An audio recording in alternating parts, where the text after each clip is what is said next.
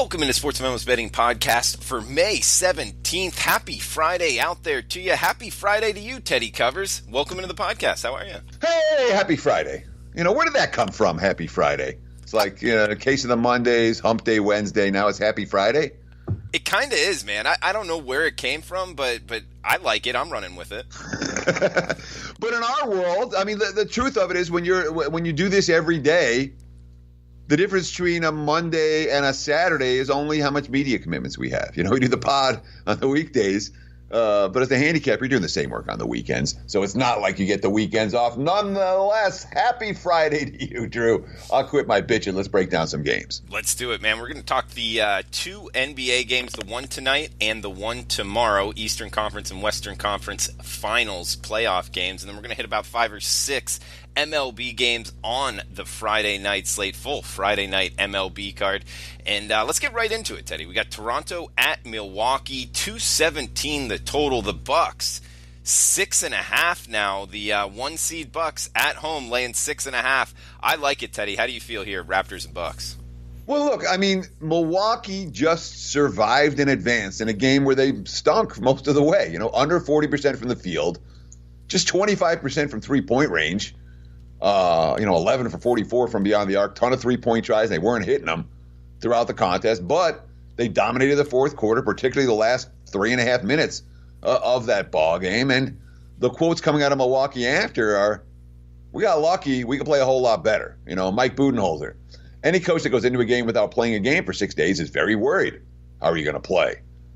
It's impossible to replicate in practice, and you're incredibly conscientious of staying healthy during those 6 days.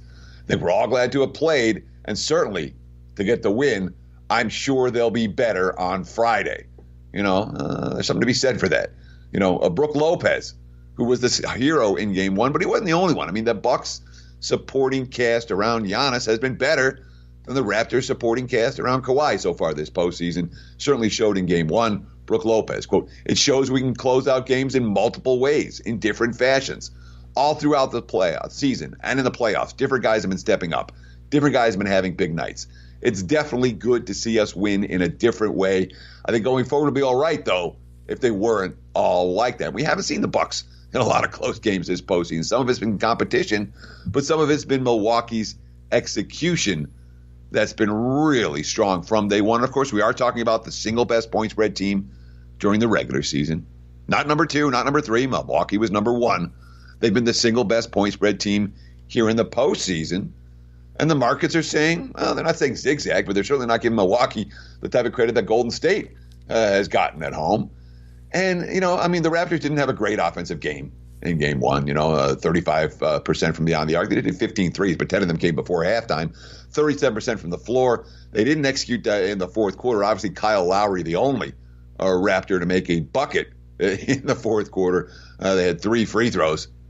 From Ibaka hit 1 and Kawhi hit 2, and that was it for the entirety of the fourth. You would think that some other player besides Lowry will step up for Toronto in the fourth quarter of this game. But, on the other hand, do we trust Lowry to do that 2 games in a row? It's not like he's been a go-to guy in fourth quarters in recent postseasons. All that being said, this is a Toronto team that has been dismal in Game 1s of series this year, last year, recent years. They have bounced back very, very well.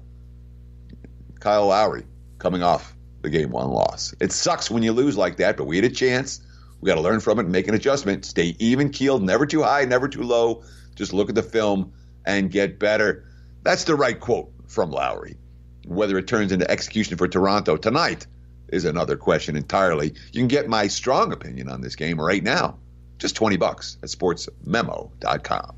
Check it out at the website. We also got the podcast special coupon code WEEKEND at checkout for Friday, Saturday, and Sunday's action. All 3 days, any sport, any play from Teddy Covers or any handicapper on sportsmemo.com. You can get one, you can get all of them, get whatever you want using the coupon code WEEKEND at checkout for the 3-day all access Friday, Saturday, and Sunday. We'll take $40 off, normally $69. With the coupon code WEEKEND, it will become $29, less than $10 a day.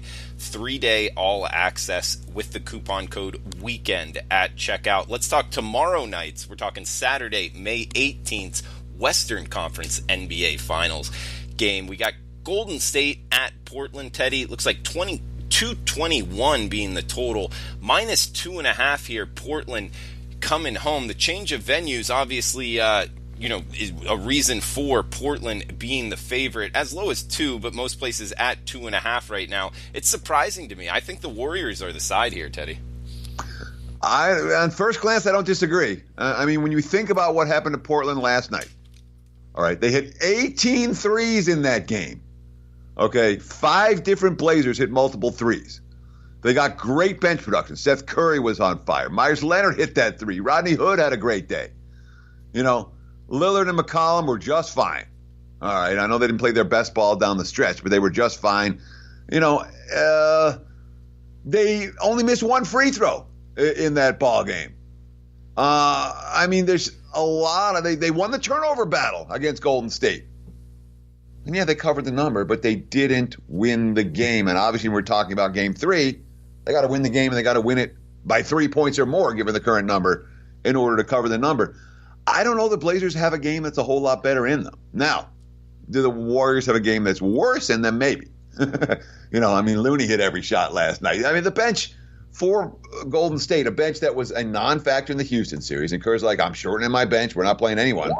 Well, now all of a sudden the matchups are working, and that means that we're not seeing the ridiculous minutes from some of the starters that we saw. Now, look, Curry was hitting last night, and Green was tremendous down the stretch of that ball game. After he picked up his 4th foul and told Kerr, hey, leave me in, boy, he was really good, and then nearly a triple-double. And the 5 blocks as well from Draymond Green.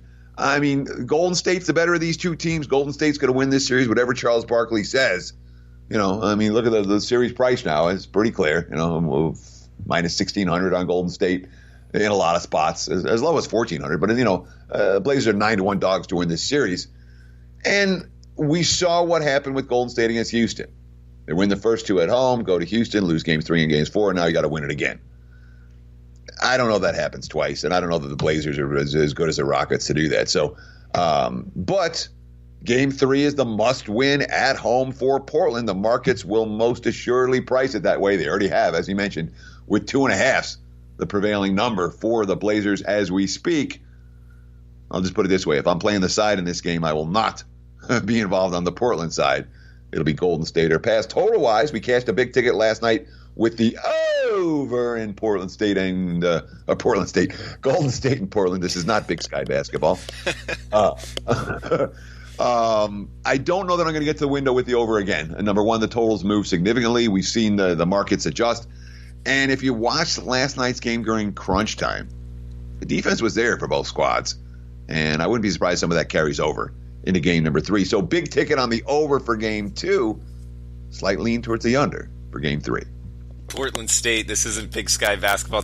Portland State had a pretty good football team a couple years back, if I remember right, didn't they? Yeah, I don't follow them closely. They're not. That's what I mean. I feel like I should know the name of the team nickname, and I don't know it offhand. It's like the Pilots or something. No, Portland's the Pilots. Yeah. What's Portland State?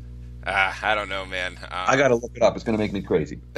Well, for the sake of good podcasting, let's flip the script to the Diamond. We got a couple games here, Teddy. Actually, 5 or 6 that we've highlighted. So hopefully get the listeners on some winners. 7:05 Eastern, 4:05 Pacific. Chicago Cubs at the Washington Nationals in our nation's capital.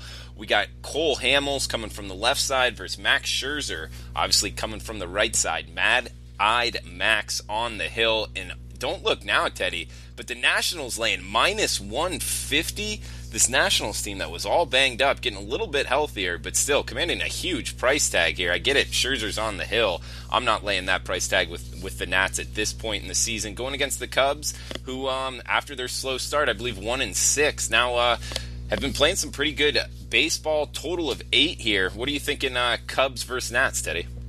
Well, first, I know everyone's been waiting with bated breath. It's the Portland State Vikings. Come on, we both should have known that. I didn't know that.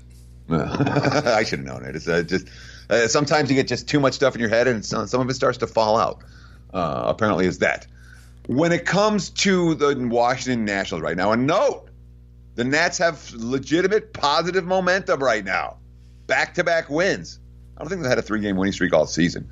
If they did, it came in the first week or two. But, they pick up Gerardo Parra from San Fran, and lo and behold, drives in, they cut him. The Giants cut him. He had 3 hits, drove in 3 runs, got the win yesterday against the Mets. Scherzer has been very good, and the Nats are 2-7 in his starts. Okay, 2-7, and you're talking about a guy whose average lay price is often much more than this one, and Dave Martinez, who I think he's the worst manager in baseball. Scherzer, his ability to misuse his pitching staff is really stunning at times, and his game management stuff is dicey at best. I'll just leave it that way. 110 plus pitches each of the last 3 starts from Scherzer. That's not like, hey, let's make sure that our ace is fresh for July and August. That's like, hey, let's burn him up now. And by the way, we're losing when he's on the hill anyway. Really? I can't lay this price with Scherzer. That being said, the Cubs lineup's ice cold right now. Again, shut down yesterday. Clients and I catch ticket with the Reds last night. It wasn't necessarily easy in that ballgame since he blew a bunch of scoring opportunities. But Cubs again, 4 hits for the game. They've been held to 5 runs or less now, 8 straight games. This is a lineup that's supposed to be on fire, and it's not. And Chicago's winning. They've been feasting on the weak. They could get Anthony Rizzo back in the lineup today. Kyle Schwarber was moved into the leadoff spot yesterday. Joe Madden, quote, he's actually one of the better candidates to do this with. I'm kind of intrigued, actually. Yeah, they still had 4 hits and scored only 2 runs, so the lineup changes right now aren't working in Chicago. And the Cubs' hot streak, they cooled off in Cincinnati. We'll see if they pick it back up today against a Nats team that, as we mentioned, has not been able to reel off anything resembling a winning streak all season long. Teddy, you bring up bad managing, and I think it does matter in MLB. With Joe Madden, when you ask people, handicappers about him, there's some people that think he's one of the better ones, and then there's some people that think he's one of the worst. Where do you fall in that? I kind of fall in the middle on Joe Madden. The guy's won World Series in multiple venues, so he's clearly done something right. And he's done it facing adversity. That being said,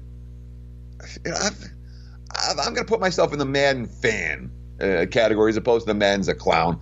There's questions. Does he mismanage the bullpen? Does he leave his starters in too long? What's he with the lineup? I think his team respects him, and they don't tune him out in the locker room, and that matters more than anything. I'm not convinced that's the case for Dave Martinez. Yeah, no, and I agree. I think that there is something to that management aspect of helping your team, not necessarily, the thing that gets me is the lineup construction. I don't always agree with what he's doing. The pitcher at the 8th spot, like you said, not necessarily traditional leadoff guys. How do you feel about lineup construction like that? I'm not opposed to it. I'm not opposed to using advanced metrics and modern thought processes with lineups. Not like the pitcher has to bat 9th every time, but Drew, you don't like this stuff. Start sending out resumes, man. So we're seeing teams hired in the NFL. We're seeing teams hire like the game manager types. In baseball, they had the bench coaches. You got a mind for this stuff. Send out some resumes, man. See if you can get on board. Yeah, maybe. It's just, and people bring up the advanced metric stuff, bringing the pitcher to the 8th spot. Man, when you really read into that, though, I don't agree with what people are actually saying in the fact that it helps teams score more runs. I disagree with that. I think if your worst batter is the worst batter, if your pitcher's the worst batter, he should bat 9th. It plays out as in terms of, quote unquote advanced metrics. In my opinion, it's the best decision to bat him 9th. I don't know, do you fall 8th or 9th in that? I haven't spent a lot of time debating that argument, to be honest. I've read a couple of things on it, but when I'm putting this is actually a really good point, or an interesting discussion to have, is that especially in 2019, all right, there's not just some content out there. There is an extraordinary amount of information that you can process or not process based on, but information available for you for any given wager in any given sport, especially pro sports. When you talk NFL, NBA, NBA, So profiles, there's articles, there's I mean from 50 different sources every day, because everybody needs copy, everyone wants content. As a bettor, what I try to focus on is information that's actually going to help me win or win, with game wagers, or with opinions about a team. When it comes to the overall sports moving in this direction, I'm interested in reading stuff like that for totals. Hey, what do we think that the broader market's going to do on totals this year? Is it going to be a high scoring year or a lower scoring year in baseball? But when it comes to articles like that, where you're having this big, the sabermetrics debate is the number 8 spot or the number 9 spot, which is a better spot to be a pitcher, I don't click on that stuff. I don't read it. I don't think it's going to help me win bets. No, it makes a lot of sense. I definitely respect that, Teddy. We'll move on down the line for the sake of time. We got the Dodgers and the Reds. You talked about the Reds last night, cashing on them. That was an interesting game with the rain delay. Luis Castillo, they had to pull out. I thought that that would actually hurt the Reds in the end, but their bullpen did hold on. Did you see any there? That bullpen was great last night. Yeah, I was on them first 5. You were on them full game, right? Yeah. Okay, so came out on the win both sides of that. Tonight we got Rich Hill on the hill for the Dodgers, commanding a minus 125 price tag. Granted, their lineup's good, the Dodgers. Talking about the Dodgers lineup, Teddy, and a total of 10 here. Are you looking to go back on the Reds? I would only play Cincy at this price against this pitcher. Rich Hill hasn't been good. All right, he's 3 starts since coming back after missing the first month of the season with a knee problem, and he's been hit hard in all of them. I guess the first even the Pirates hit him hard. The Padres hit him hard. The Nats can't hit anyone. They hit him hard. 5 dingers allowed in just 15 innings this season, and you're going to Cincinnati. That's a concern. Don't love the spot for the Reds. You talk about that was a tight series against Chicago. Chicago has owned them this decade. It was huge to get the win last night. That's why I played them full game, because I knew how much that series meant to Cincinnati. You worry about the letdown effect for the Reds.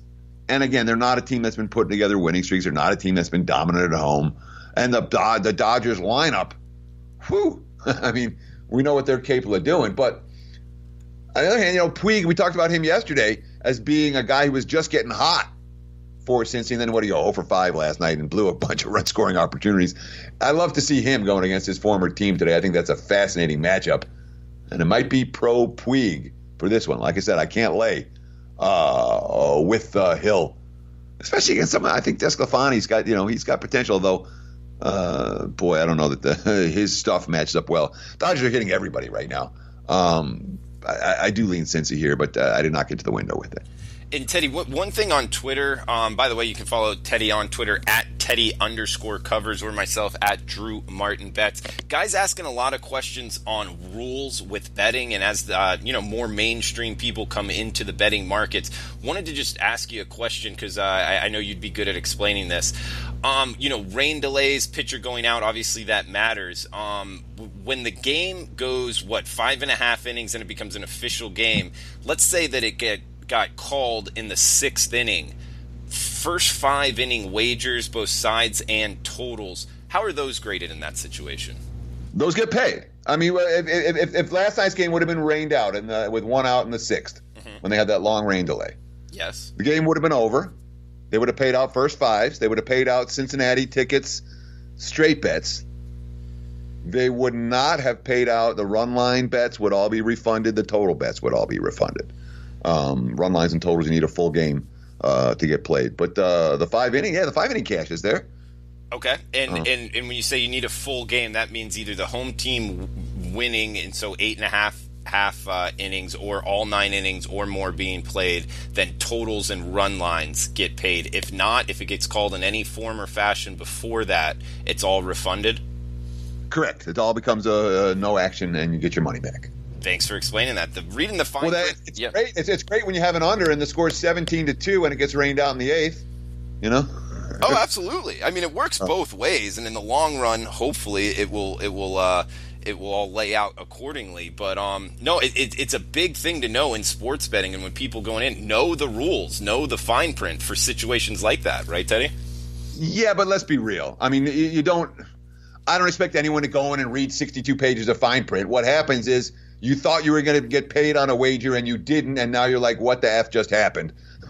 And that's when you learn. I mean, that's when you learn the rules, is when you thought you were going to win a bet and you didn't. And then you're like, what happened? And usually someone will explain it to you at the sports book because you'll be down there with steam blowing out of your ears. Obviously, you don't want that to happen a whole lot. But recognize that there are rule differences at times from book to book. But in the broader picture with MLB, there can be funny business with, games that don't get finished for whatever reason. Be aware, don't freak out, and try to learn some of this stuff as you move along. Well said, Teddy. And yeah, I think we've all, if you've been betting long enough, you've had that situation happen in terms of rules costing you a bet. And hey, heck, maybe even helping you stay away from a loss. But moving down the card here, Teddy, we got 7:20 Eastern, 4:20 Pacific first pitch. Milwaukee traveling to Atlanta, playing in SunTrust Park against the Atlanta Braves. Atlanta laying -130, 9.5 the total, Teddy. Yeah, I mean, there's certainly a fair bit of love for Max Fried in the markets right now, and he has, and you can understand why. I mean, he's put together some pretty good numbers, and when you're talking about, anytime you're talking about a young lefty with nasty stuff making his first turn through the league, the betting markets tend to support guys like him. And, 41 strikeouts, only 9 walks in 44.1 innings this season. And again, the markets are going to love a guy who isn't walking batters. And, all that being shed, Chacin, he's been dominant in his last 3 starts, held up opposing batters to a $186 batting average, only 3 runs in 17 innings. But the advanced metrics aren't quite so good on him. All that being, look, the Braves got some momentum with this Austin Riley kid coming up from AAA and, hitting a home run and going 3 for 4 yesterday. And a guy that put up huge numbers in the minors, a legitimate prospect, and a guy who has energized the fan base. All that being said, the Brewers are playing better ball than the Braves right now. And while I'm not in love with Chacin in this ball game, I can understand the case for Milwaukee at a plus price. I understand the case for the over in this ball game as well. Total sitting at 9.5 in most locations, and both of these offenses more than capable of approaching or exceeding this total all by themselves.